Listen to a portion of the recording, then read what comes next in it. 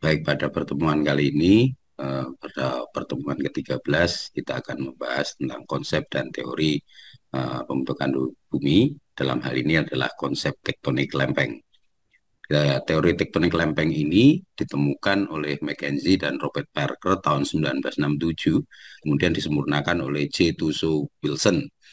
Isi dari teori tektonik lempeng itu adalah proses dinamika bumi yang mengakibatkan adanya jalur pegunungan dan adanya gempa. Makanya di permukaan bumi, para ahli melihat kok ada pegunungan dan sering terjadi gempa. Kemudian mereka melakukan riset atau penelitian sehingga muncullah teori tektonik lempeng.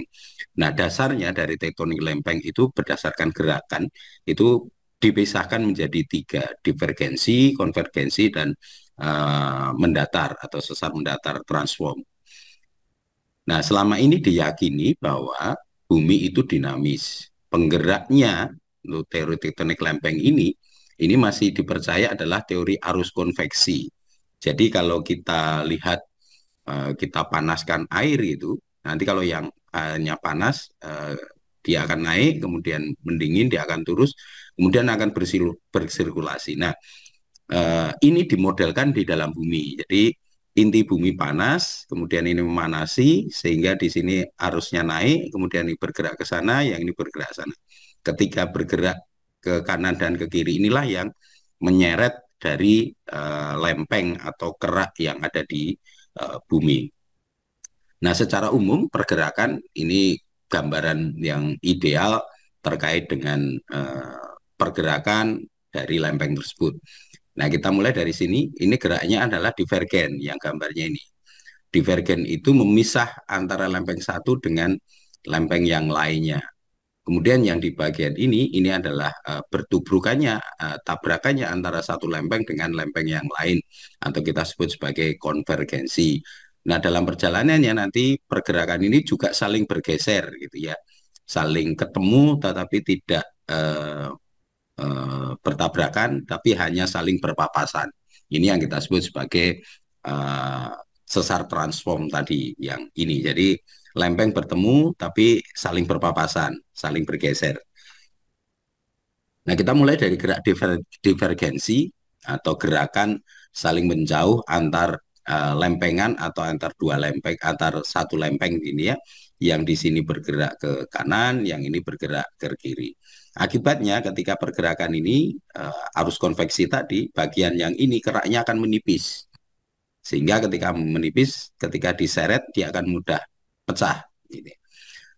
Nah, yang paling bagus, contoh yang paling gak bagus yang untuk pecahnya lempeng samudra ini ada di Pasifik, sedangkan pecahnya lempeng benua itu yang sekarang sedang terjadi adalah benua Afrika.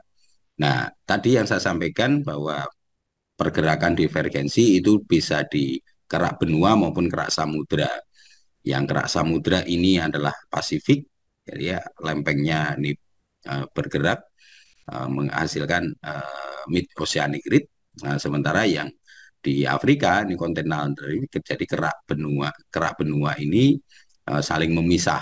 Ini gambaran dari uh, gerak divergensi. Sedangkan yang kedua itu adalah gerak konvergensi. Secara definisi ini adalah gerakan antar lempeng bergerak akibat saling mendekat, kemudian bertabrakan. Nah, salah satu lempeng itu akan menyusup ke dalam. Mengapa kok menyusup ke dalam? Karena berat jenisnya yang di sini lebih besar dibanding yang ditabrak, sehingga dia menyusup ke bawah. Contoh yang paling bagus di Indonesia itu ada di Samudra Hindia yang bertabrakan lempeng Hindia Australia bertabrakan dengan kerak Eurasia sehingga terbentuk palung mulai dari Sumatera, Jawa sampai ke NTT sana. Nah, hasil pergerakan tumbukan ini kalau di laut dia akan menghasilkan palung ya tadi yang saya sampaikan palung ya, palung Jawa, palung Sumatera itu hasil tumbukan antara dua lempeng di mana yang satunya menyusup ke bawah. Gambar kerak konvergensi, jadi pergerakan dua lempeng yang saling bertemu dan kemudian yang satunya menyusup, itu bisa terjadi antara kerak lempeng samudra dengan lempeng samudra. Loh Pak, kenapa kok lempeng samudra dengan samudra bisa yang satunya menyusup? Ya karena mungkin karena ada perbedaan berat jenis, yang di sini umurnya lebih tua dan sudah dingin, yang di sini masih muda dan berat jenisnya masih ringan, sehingga yang lebih berat dia akan menyusup ke bawah. Ini antara lempeng samudra dengan lempeng samudra. Kemudian ini adalah lempeng samudra dengan lempeng eh, benua, ya, yang lempeng samudra karena berat jenisnya lebih ringan, lebih berat dibanding lempeng benua.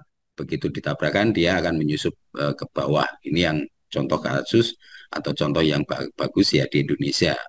Kemudian antara kontinen dengan kontinen, gitu ya. Ini kontinen dengan kontinen. Awalnya ada kerak samudranya, tetapi kerak samudranya sudah di bawah dari kerak benua, sehingga ini bertabrakan. Ini contoh yang paling bagus, yang kontinen dengan kontinen collision ini adalah India.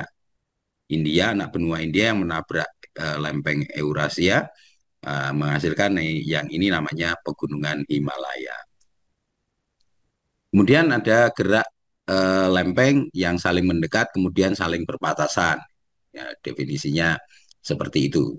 Kemudian ketika saling bertemu, kemudian saling berpapasan, nah batas inilah yang sering mengakibatkan terjadinya gempa.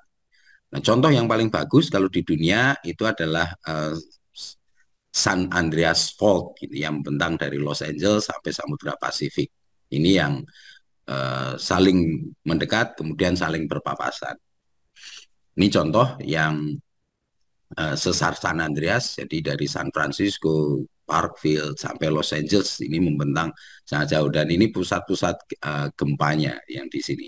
Ini bertabrakan antara lempeng Pasifik dengan lempeng Amerika Utara. Ini saling bertemu kemudian saling berpapasan. Nah, di mana sih kalau kita tektonik lempeng kalau dikaitkan dengan bumi gitu ya. Jadi dengan kondisi ini bumi ya, di struktur dalam bumi ini sebenarnya tektonik lempeng itu hanya di keraknya sini, di lapisan tipis yang keras ini. Jadi kerak di sini. Jadi si kelempeng tektonik lempeng itu hanya di sini, namanya aja lempeng gitu. Jadi di sini ini tektonik lempeng. Jadi hanya di permukaan atau di kulit dari bumi yang kita masukkan sebagai keras.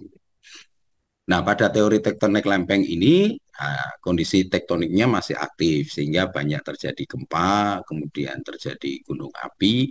Nah, kita lihat di Indonesia contoh yang paling bagus itu gunung api itu memanjang dari Aceh sampai Lampung, kemudian menerus di Jawa sampai ke Jawa Timur, kemudian menerus sampai Bali, Lombok, sampai di NTT.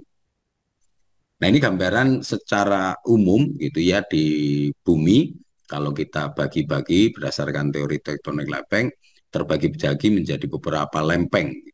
Banyak lempeng gitu ya. Ada ini India, Australia, yang ini adalah Eurasia, kemudian ini Amerika Utara, ini Pasifik, ada Nazca, kemudian ada lempeng Amerika Selatan, ada Skotia, dan sebagainya. Nah, masing-masing pergerakan ini disimpulkan dengan tanda panah.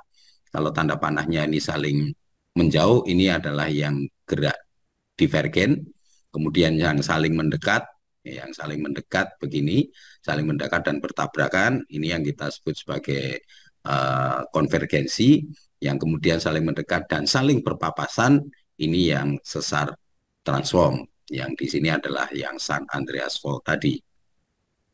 Baik, itu yang bisa saya sampaikan terkait dengan konsep tektonik lempeng, dan terima kasih.